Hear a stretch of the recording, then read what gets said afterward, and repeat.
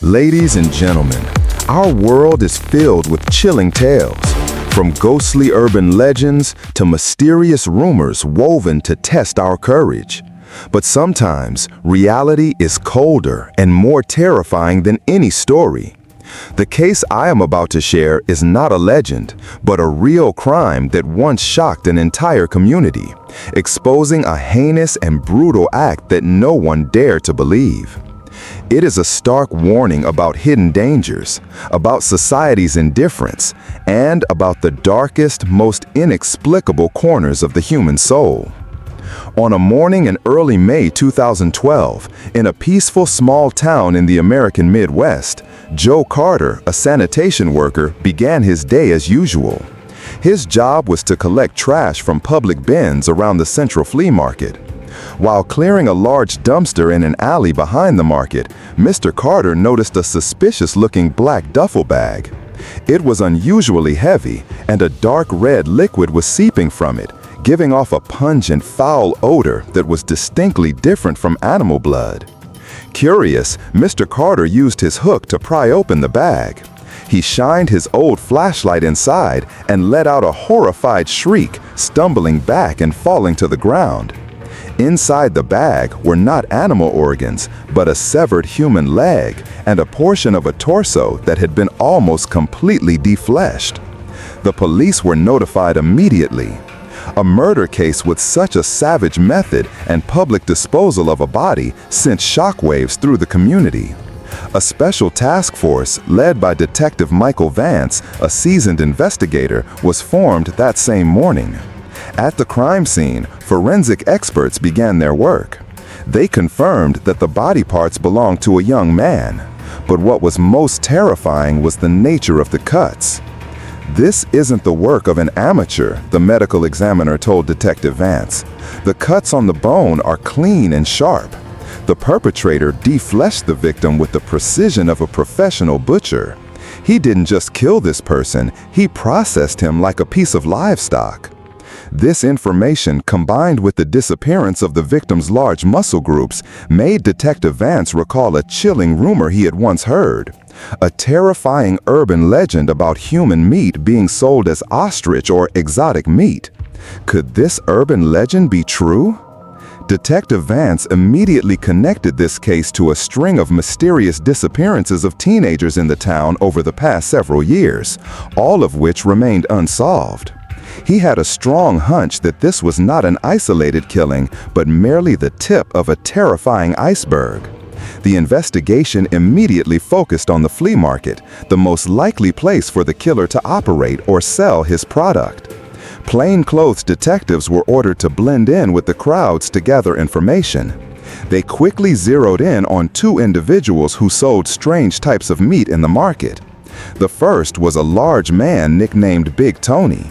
His stall was one of the largest in the market, specializing in exotic game meat.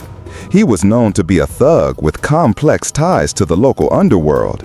He had all the tools of a butcher and the cruelty to carry out such a heinous crime. The second man was the complete opposite. He was a gaunt, taciturn old man named Frank Miller. He didn't have a permanent stall, just a creaky old pushcart with a small cooler on it. Every day he sold only one type of meat, which he claimed was ostrich meat. He was a man of few words, selling to those who asked and otherwise keeping to himself. Compared to the intimidating Big Tony, Frank Miller seemed harmless and gentle. The task force ran a background check on both men, and the results were surprising. Big Tony, despite his reputation as a thug, only had a few minor charges for disorderly conduct. Frank Miller, the seemingly harmless old man, had a shocking dark past, a prior conviction for murder for which he served 19 years in prison. The case now had two distinct paths. One led to a seemingly brutal criminal with a large stall, a perfect cover for a sinister operation. The other led to a former murderer now selling a strange, unidentifiable meat. After careful consideration, Detective Vance decided to follow the more logical path. The dismemberment and disposal of a large number of bodies would require a good cover. Big Tony's large stall was a far more perfect cover than Frank Miller's rickety pushcart. Moreover, the disappearances had been ongoing for years, while Frank Miller had only recently started selling his strange meat. "Focus on Big Tony first," Detective Vance ordered. A team of detectives began to closely monitor all of Big Tony's activities. They discovered that among the 17 missing teenagers, at least 3 had been in debt to Big Tony. The motive of killing to erase debt was entirely plausible. After nearly a week of surveillance and gathering enough evidence of illegal gambling and the sale of contraband, Detective Vance decided it was time to make a move. A surprise raid on Big Tony's gambling den was carried out. He was arrested and taken to the interrogation room. Big Tony admitted to organizing gambling and illegally selling game meat, but vehemently denied any involvement in the disappearances. "I need my debtors alive to pay me back. What good does it do me to kill them?" he said, his words slick and logical. The interrogation lasted for hours but yielded no results. In the meantime, another team was ordered to search Big Tony's stall and home. They found various types of rare game meat, but absolutely no trace of the missing victims. The forensics team also took samples of all the unidentifiable meat Big Tony sold for testing. The results later confirmed that all the meat was from animals, with no traces of human flesh. The investigation into Big Tony seemed to have hit a dead end. He might be a criminal, but he didn't seem to be the monster they were looking for. Just as the task force felt they were at an impasse, another disappearance occurred. The victim this time was a young man named Chad Lewis, 18 years old. This event felt like a slap in the face to the task force, proving that the real killer was still at large, continuing his crimes with brazen defiance. Detective Vance was furious. He realized he had been on the wrong track. He ordered Big Tony's release and shifted the entire focus of the investigation to the other suspect, the old man who sold ostrich meat.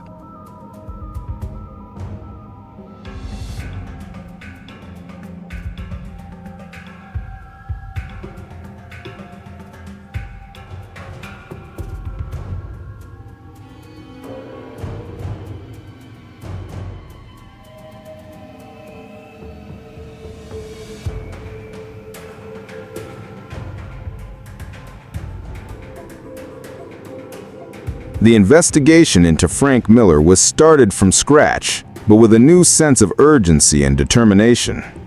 They knew Frank Miller had a past as a killer, but that crime was a long time ago. A team of detectives was assigned to secretly monitor Frank Miller 24/7. In the first few days, the detectives didn't find anything too unusual, but then they started to notice strange behaviors. In the dead of night, around 2-3 a.m., Frank Miller would push his pushcart out of his house, but this time the cart wasn't carrying the meat cooler. He would push the empty cart aimlessly through the deserted alleys, disappearing into the darkness for hours. When he returned, his cart was sometimes laden with heavy, large bags. Another crucial detail was gathered by the off-site investigation team. They tracked down some of Frank Miller's chess-playing companions. One old man recalled that Frank Miller was an excellent chess player, but had a very strange habit. He never talked about his family or his past, but often bragged about his physical strength. He would say that even though he was almost 70, he was stronger than many young men. He also boasted that he had a secret to maintaining his health: eating a special kind of meat. He said that meat gives him vitality and makes him as strong as a bull. This detail immediately sent a shiver down the investigators' spines. The task force could not storm his house without concrete evidence. They needed something more definitive, something that could directly connect Frank Miller to the missing victims. Detective Vance decided they had to execute an extremely bold and dangerous plan. "We can't wait any longer," he said during a meeting. "He won't stop. There will be more victims. We have to set a trap." They would use a young detective who resembled the victims to pose as a homeless, unemployed youth to approach and befriend Frank Miller over a game of chess. It was a suicide mission. If exposed, the detective would almost certainly become the next victim. A young detective named Alex Green, just 23 years old, bravely volunteered for the assignment. The plan was set. Alex Green, the young detective with a kind, friendly face, adopted the persona of an unemployed, disillusioned young man. He was equipped with miniature recording and video devices and an emergency distress beacon. A special tactical team was secretly positioned around the park. Every day, Alex would show up at the park, sitting alone at the stone chess tables. He didn't initiate conversation with Frank Miller. He just sat there, setting up a board and playing against himself, occasionally sighing, his face etched with sadness and despair. He knew that for an old fox like Frank Miller, any proactive or eager approach would arouse suspicion. He had to be patient and let the prey come to him. Alex's consistent presence and sorrowful expression finally attracted his attention. On the fourth day, Frank Miller did not go home immediately. He approached Alex's chess table, stood for a moment, and then spoke in a raspy voice. "Young man, what's so fun about playing chess by yourself?" Alex looked up, feigning surprise. Hi, sir. I'm just playing to pass the time." "You don't look like you're from around here. Did you come here for work?" Frank Miller asked. This was the opening. Alex began his rehearsed story. He told him he came from a distant rural town to find work, was robbed of all his money and papers, and now he was too ashamed to go home, so he was living on the streets. The tragic story, combined with Alex's genuine-looking face, seemed to have worked. "Well, let's play a game for fun," Frank Miller said, sitting down opposite him. The fateful game of chess began. For the next several days, they became an unlikely pair of chess buddies. They talked about everything. Alex maintained his role as a pitiful young man, while Frank Miller acted as a seasoned elder, offering advice. No one could have guessed that behind that seemingly friendly facade, a monster was secretly evaluating his prey. Then, late one afternoon, when the park was deserted, Frank Miller made his deadly invitation. "It's getting dark. Do you have a place to go?" he asked. "No, sir. I guess I'll just sleep on a bench again," Alex replied, his voice full of sadness. Frank Miller looked at him for a long time, and then said, "My house is nearby, and I live alone. If you don't mind, come to my place for dinner. We can figure things out tomorrow." The trap was sprung. The fish had taken the bait. Though his heart was pounding, Alex managed to look grateful. "Really, sir? That would be great. Thank you so much." He secretly pressed the emergency distress beacon in his pocket, sending a coded signal to the task force that the target had made his move. The walk from the park to Frank Miller's house was the longest walk of Alex's life. He followed the murderer down the very same path that 17 other victims may have walked. Alex felt as if he was walking to his death, each step heavy with dread. Frank Miller's house came into view, an old, dilapidated building nestled in a desolate garden. As soon as he stepped into the yard, Alex was hit with an undescribable stench, a mix of rotten meat and dry blood. "My house is a bit messy. I hope you don't mind," Frank Miller said, opening the rotting wooden door. Inside, the house was even more horrifying. Garbage and broken furniture were piled everywhere. Alex tried to remain calm, but his mind was on high alert. Frank Miller offered him an old chair and went into the kitchen. "Make yourself comfortable. I'll cook some simple dishes and we can have a few drinks." Alex sat there, his eyes darting around the room, trying to take in every detail. He saw several large bags stacked in a corner, and on a small table there were several metal plates with what looked like bones laid out to dry. A moment later, Frank Miller returned from the kitchen holding 2 glasses of hard liquor. He placed one in front of Alex. "Have a drink to warm up." Alex knew the drink was likely drugged and had to find a way to refuse without arousing suspicion. "No thanks, sir. I have a liver condition. The doctor told me not to drink." Frank Miller frowned. His eyes suddenly turned cold. The friendly facade was gone. "A young man who can't handle his liquor? One drink won't kill you." Seeing his prey was on guard, the monster decided to drop the act. He put the drink down and quietly walked to the corner of the room. Alex felt a deadly threat looming. His hand was already on the final distress beacon. Frank Miller turned back, not with a drink, but with a thick rope. "You're not an unemployed kid. Who are you?"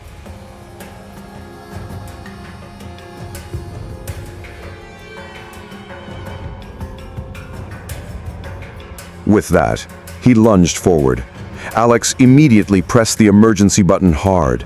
He used all his strength to flip the wooden table at Frank Miller to block his path and rush toward the door. But it was too late. Frank Miller had locked the door from the inside. Just as Frank Miller was about to grab Alex, a thunderous crash erupted. The flimsy wooden door was kicked in by the SWAT team. Dozens of heavily armed officers stormed in from all directions. "Freeze, Frank Miller! You're under arrest!" Seeing the police, Frank Miller roared like a wild animal, swinging the rope and fighting back frantically. But against the overwhelming force, his resistance was futile. In less than a minute, the serial killer was finally subdued and completely restrained. Immediately after Frank Miller was arrested and taken away, an emergency search of his entire house and yard was conducted. And what they found inside went beyond their wildest nightmares. Frank Miller's house was nothing short of a dump, but amidst the mess were irrefutable pieces of evidence. In his bedroom, they found 7 large duffel bags filled with clothes and shoes of young men. Nearby, a wooden chest and a suitcase contained a collection of driver's licenses, wallets, and mobile phones belonging to numerous people. But the most horrifying discovery was yet to come. As they entered the kitchen, an even more pungent and sickening stench of decomposition filled their noses. In the middle of the filthy kitchen, they discovered a brick platform. When they removed the bricks from the surface, 5 large blue plastic barrels were revealed. When an officer pried the lid off one of the barrels, a putrid smell of rotting meat and decay was so strong that it forced everyone to step back. The officer shone his flashlight inside. The light hit a murky solution, likely a salt brine. Floating in the liquid was a pale, severed human arm. The urban legend of the barrel of bodies had finally been proven true. The gates of hell had been opened right in Frank Miller's filthy kitchen. Detective Vance, though shaken to his core, maintained a stoic expression. He knew their work had just begun. They opened the lids of the remaining 4 plastic barrels, and with each one, a new layer of hell was revealed. Inside the 5 barrels were countless human body parts submerged in a brine solution. What was most horrifying was that these parts were sorted with the meticulousness of a butcher separating cuts of meat.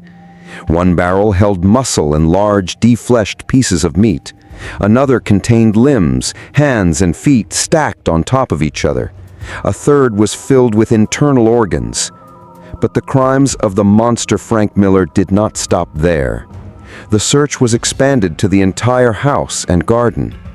To the west of the brick platform, police found an earthenware jar filled with human intestines. The search continued in the vegetable garden behind the house. In a dry well, they found more bone fragments and clothing of the victims. But the most gruesome discovery was in the vegetable garden itself. When investigators began to dig up the garden, they found that the soil was not normal. It was a horrifying mixture of soil, crushed bone fragments, and decaying human tissue. If you had sifted through all the soil in that garden, you'd be left with nothing but bones, an officer who participated in the search later recalled, his voice still haunted. The search and excavation lasted for over 20 days. The police found an unimaginably large number of human remains and tissues. The brutality and gruesomeness of the crime scene were beyond the endurance of any ordinary person. During this time, Frank Miller was formally indicted for murder. In the interrogation room, faced with an unsurmountable mountain of evidence, he remained disturbingly calm. When Detective Vance asked him how many people he had killed in total, he answered casually, "I don't remember." Then he added, "All the people who went missing on that road were killed by my hand." The investigators were stunned. They could not believe that the entire chain of horrific crimes spanning many years was carried out by Frank Miller alone. Finally, knowing he had no way out, Frank Miller agreed to confess to everything. His confession was delivered without a hint of remorse or emotion, as cold as a demon's account of its daily routine.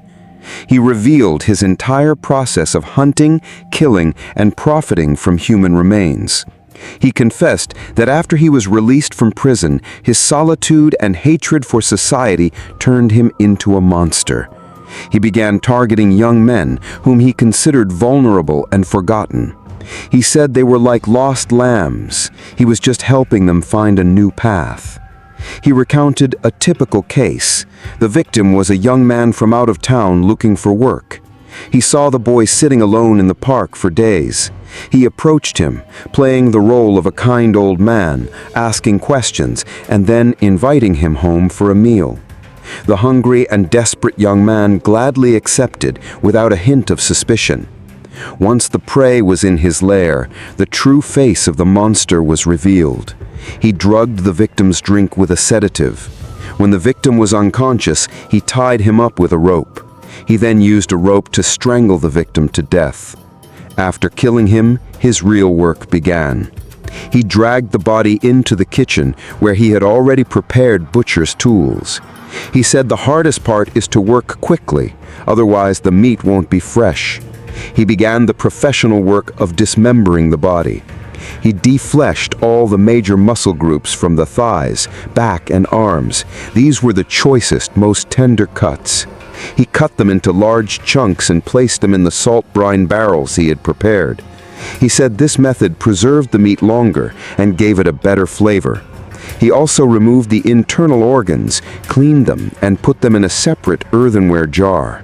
The bones and remaining scraps of meat were put into an industrial grinder, ground into a pulp, and then mixed with the soil in the backyard garden to be used as fertilizer. After completing the dismemberment, he began the sales phase. He took the brined human meat, sliced it into smaller pieces, and mixed it with a little ostrich meat or beef he had bought at the market.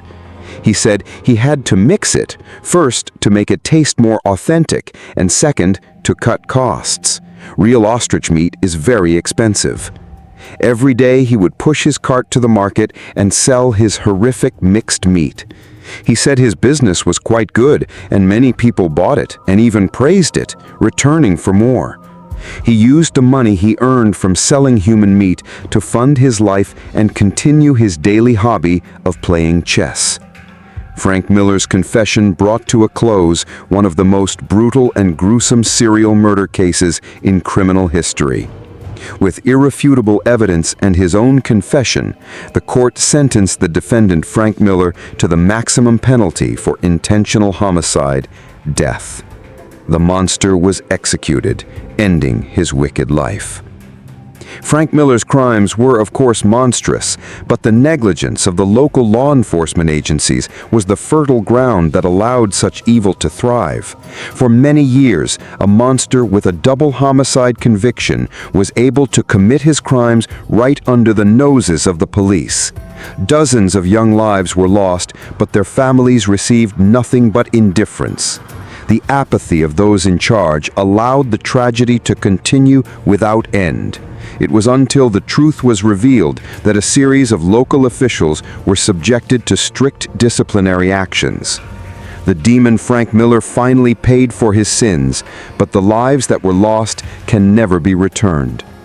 And finally, there is Frank Miller himself. To his very last moment, he never revealed a clear motive for his crimes. He didn't kill for money or out of personal hatred. He killed simply because he could. He was the embodiment of pure, primal evil that needed no reason. Did a violent family environment create him? Or did 19 years in prison turn him into a monster? That question will likely never be answered.